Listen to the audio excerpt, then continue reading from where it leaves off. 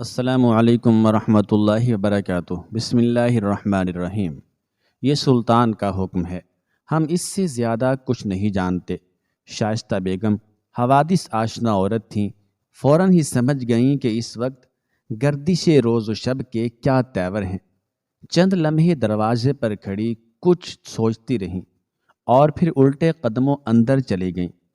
ماں کو اس طرح واپس آتے دیکھا تو عالیہ آفریدی بے قرار ہو کر پوچھنے لگی، مادر گرامی، آپ نے اپنا ارادہ کیوں ملتوی کر دیا؟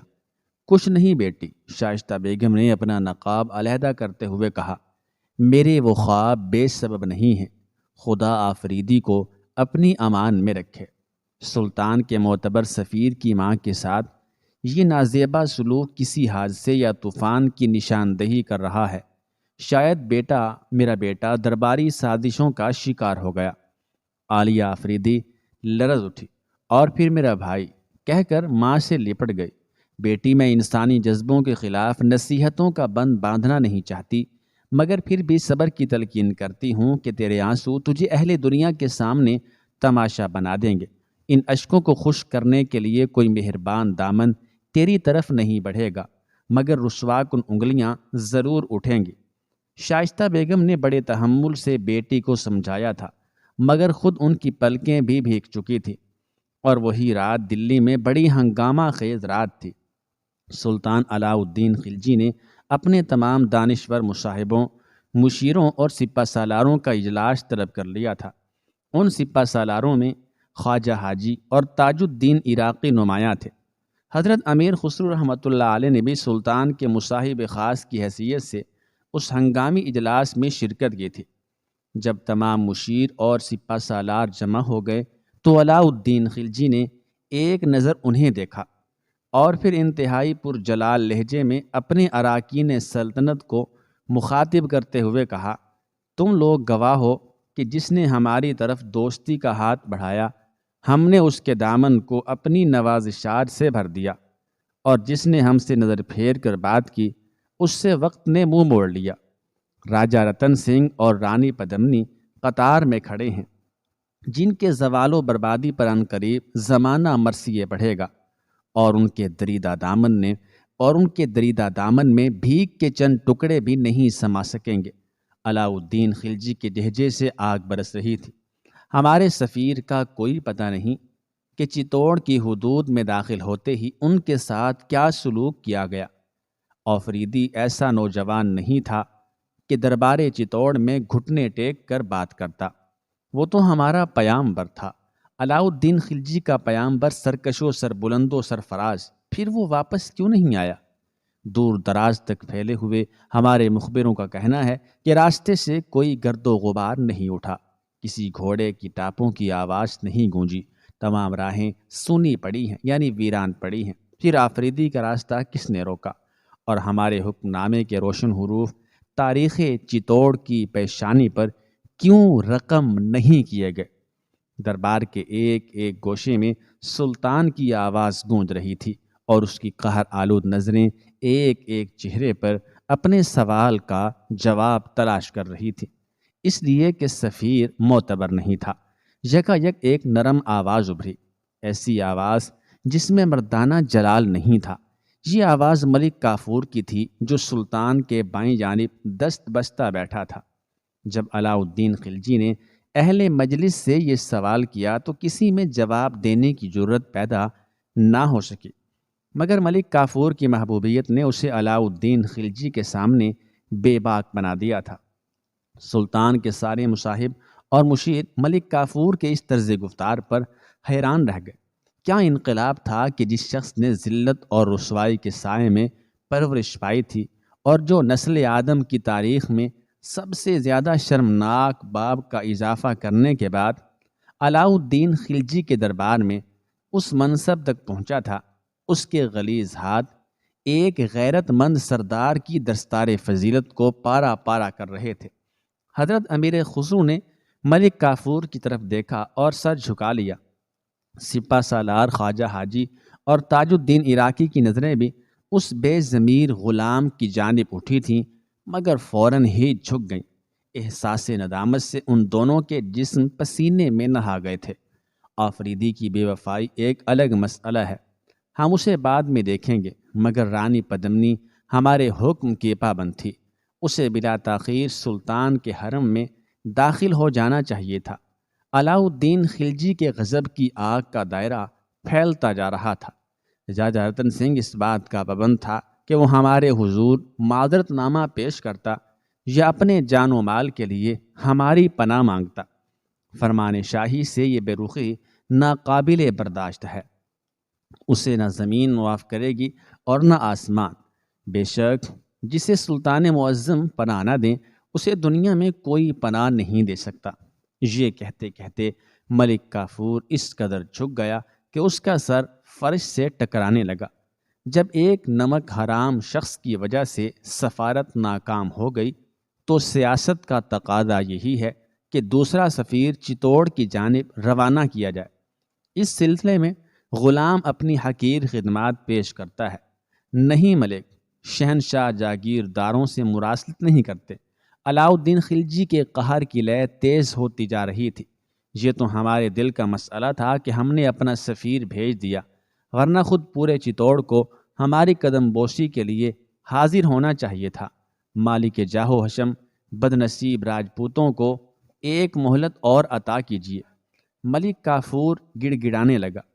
اس کی یہ ذلت آمیز خوشامد محض اس لیے تھی کہ معاملات طول پکڑ جائیں، یہاں تک کہ سلطان کے دل سے رانی پدمنی کا خیال مٹ جائے اور وہ آفریدی کے انجام سے مکمل طور پر باخبر ہو جائے۔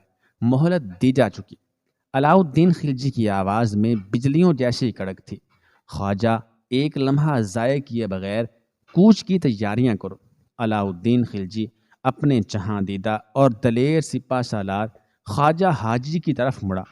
یہ تجربہ کار امیر لشکر ہاتھ باندھ کر کھڑا ہو گیا اور شاہ کے سامنے گردن جھکا لی۔ عراقی بس ایک دن یا 2 دن، ہم اس سے زیادہ انتظار نہیں کر سکتے۔ سلطان نے دوسرے سپہ سالاروں کی طرف دیکھا۔ عراقی نے بھی خواجہ حاجی کی تقلید کی اور اپنے فرما روا کے روبرو سر تسلیم خم کر دیا۔ ہم خود اس فوجی مہم کی قیادت کریں گے۔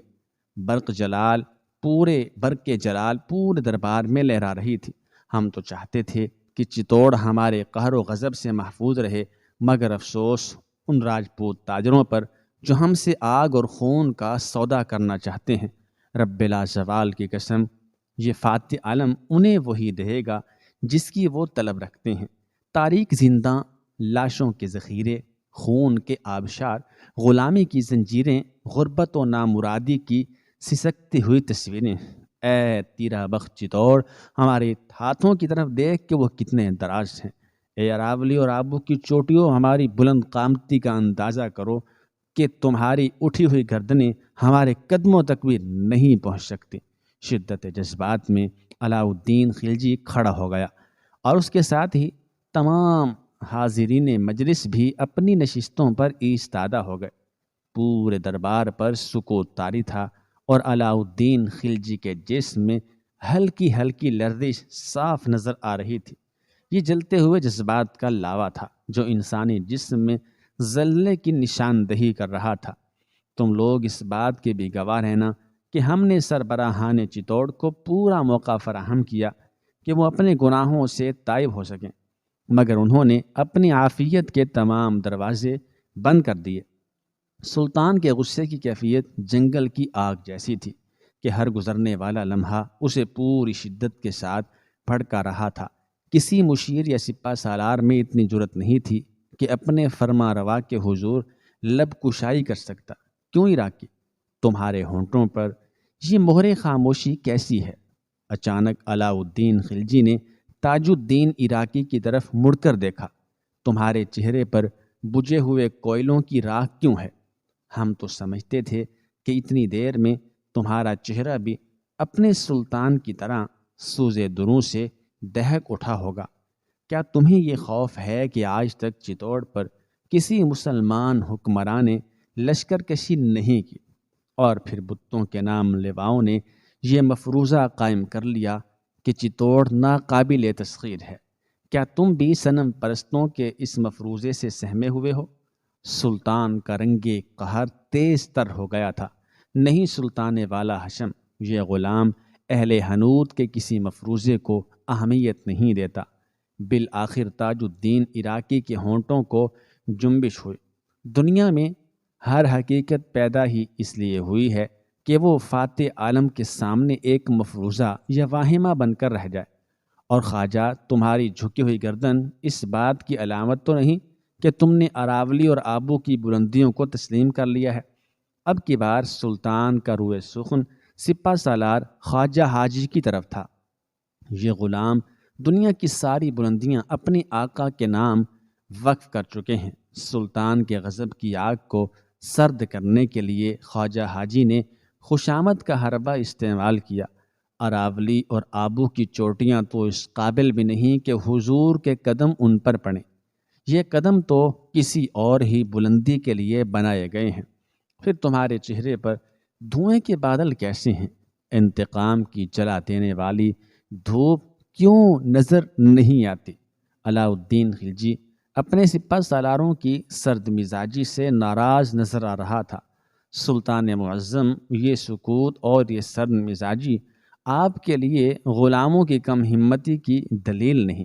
خواجہ حاجی نے سر اٹھاتے ہوئے عرض کیا، یہ ندامت و شرمساری کا اظہار ہے کہ خدمتگاروں کے ہوتے ہوئے ان کے مالک کو تپتے ہوئے صحراؤں میں بھٹکنا پڑے۔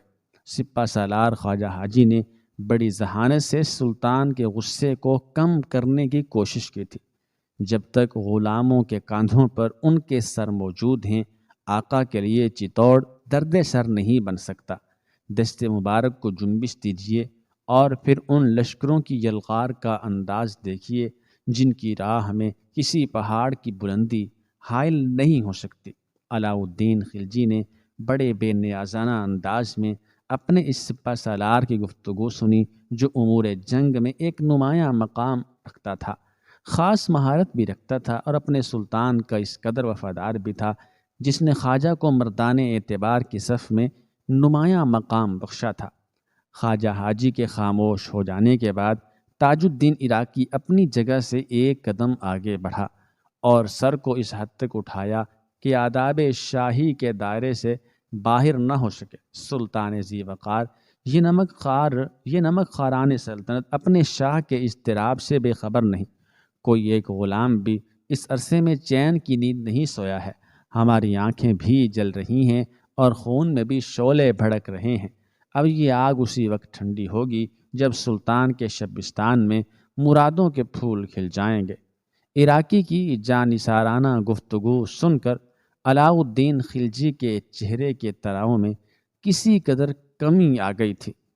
آخر تم کہنا کیا چاہتے ہو عراقی؟ اچانک سلطان کا لہجہ شرر بار ہو گیا اور سلگتے ہوئے چہرے پر ہلکی سی جو نرمی پیدا ہوئی تھی وہ چند ثانیوں میں غائب ہو گئی۔ سلطان معظم غلاموں کو حکم دیں کہ وہ یلغار کر کے چتوڑ کے حکمراں راجہ رتن سنگھ کو جلال خلجی کی ناقابل شکست زنجیر پہنا دیں اور اسے اس وقت تک حالت اسیری میں رکھیں جب تک وہ فاتح عالم کا اقرار نہ کر لے۔ عراقی کی زبان سے فاتح عالم کا لفظ سن کر علاء الدین خلجی کے ہونٹوں پر پہلی بار خفیف سا تبسم نمودار ہوا۔ وہ کئی سالوں سے سکندر کی طرح دنیا کو فتح کرنے کے خواب دیکھ رہا تھا۔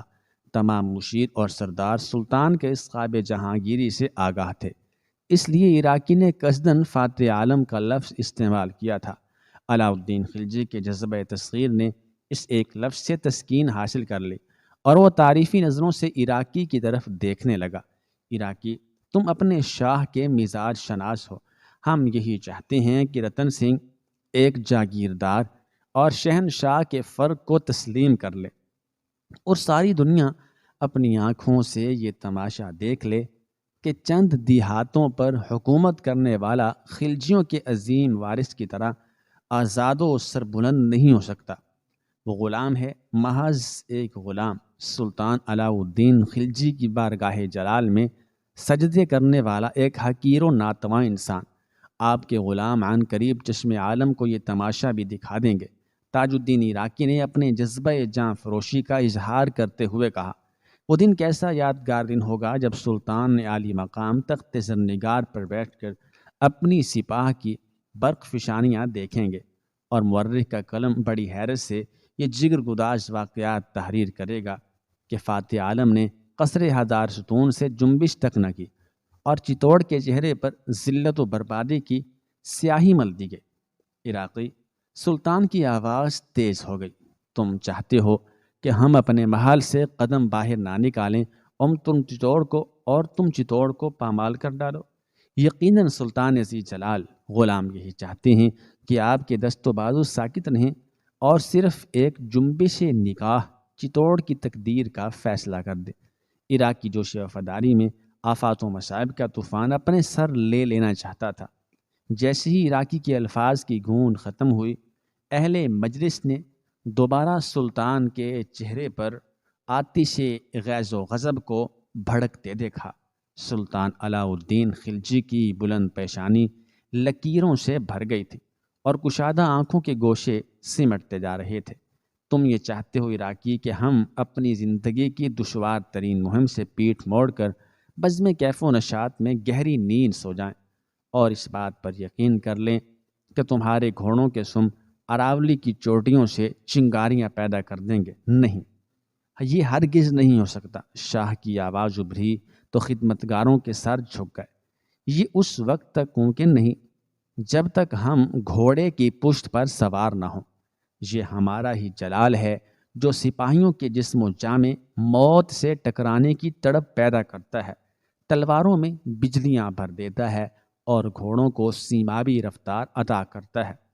اس کے سوا میدان کارزار میں کیا ہے؟ کچھ بھی نہیں، صرف ہمارے جلال کے نمود اور ہمارے وقار کا بول بالا۔ حاضرین مجلس کی گردنیں کچھ اور خم ہو گئیں۔ علاء الدین خلجی تخت زرنگار پر کھڑا تھا۔ اس فاصلے اور بلندی کے سبب مشیروں اور سپہ سالاروں کے قد پہلے سے بھی زیادہ چھوٹے نظر آنے لگے۔ تم جانتے ہو خواجہ کہ چتوڑ کیا ہے؟ اب کی بار سلطان نے گردن کچ کر کے خواجہ حاجی کی طرف دیکھا تھا۔ نہیں سلطان محترم، غلام کچھ نہیں جانتا۔ سپہ سالار خواجہ نے شاہ کے بگڑتے ہوئے تیوروں کو سمجھ لیا تھا۔ جب تم لوگ چتوڑ کے بارے میں کچھ نہیں جانتے تو تمہاری زبانوں پر فتح و نصرت کے بے بنیاد ترانے کیوں ہیں؟ یک بیک سلطان علاء الدین خلجی گرجنے لگا، چتوڑ وہ ہے جس پر ہمارے پیشرو حکمراں صرف للچائی ہوئی نظریں ڈال کر رہ گئے۔ کسی فرما رواں نے آگے بڑھ کر اپنے گرز آہنی سے اراولی کی سرکوبی نہیں کی۔ تم نے غور سے نہیں دیکھا کہ آبو کا سر پرغرور کچھ اور بلند ہو گیا ہے اور اراولی کی گردن میں نئی ٹیڑھ پیدا ہو گئی ہے۔ اس کجی کا علاج صرف ہمارا دستے کار کشا ہی کر سکتا ہے۔ وہ ہم ہی ہیں جو رتن سنگھ کے تاج و تخت کو اپنی ٹھوکروں پر رکھ سکتے ہیں، اور وہ ہماری ہی ذات ہے جو پدمنی کے حریری آنچل میں آگ لگا سکتی ہے۔ ہم ہی ہیں، ہمارے سوا کوئی دوسرا نہیں۔ بس تم لوگ جاؤ اور اپنی صفیں آراستہ کرو۔ یہ کہہ کر سلطان علاء الدین خلجی نے اہل مجلس کی طرف سے اپنا منہ پھیر لیا۔ سلطان کی یہ ادائے خاص تھی کہ جب وہ گفتگو کا سلسلہ منقطع کرنا چاہتا تو اپنے چہرے کا زاویہ تبدیل کر لیتا۔ تمام حاضرین مجلس رخصتی آداب بجا لائے اور گردنیں جھکا کر سلطانی خلوت خاص سے باہر آ گئے۔ ملک کافور اب بھی سلطان کی تنہائی میں موجود تھا۔ ملک، تمہاری موجودگی نافرمانی کی دلیل ہے۔